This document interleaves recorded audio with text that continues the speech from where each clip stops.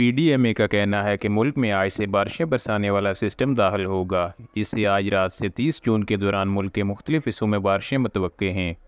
PDMA ने पेशनगोई की है कि मुल्क में बारिश बरसाने वाला सिस्टम आने की वजह से ईद उल अजहा पर मौसम खुशगवार रहने की तवक्को है।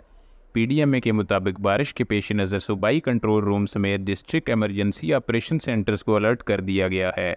सिस्टम के तहत आज रात से 30 जून के दौरान लाहौर, इस्लामाबाद और रावलपिंडी में बारिशें होंगी।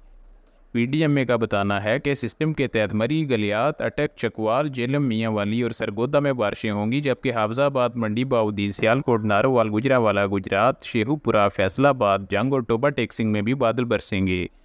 पीडीएमए के मुताबिक 26 से 29 जून के दौरान डीजीहान, राजनपुर, मुल्तान, बक्कर, लिया, कोट अद्दू, बहावलपुर, बहावल नगर, साहिवाल, पाकपतन और उकाड़ा में भी आंधी और गरज चमक के साथ बारिश हो सकती है। पीडीएमए का कहना है कि मूसलाधार बारिशों से 26 और 27 जून को लाहौर, इस्लामाबाद, रावलपिंडी, गुजरावाला में अर्बन फ्लडिंग और मरी में लैंड स्लाइडिंग का खदशा होगा।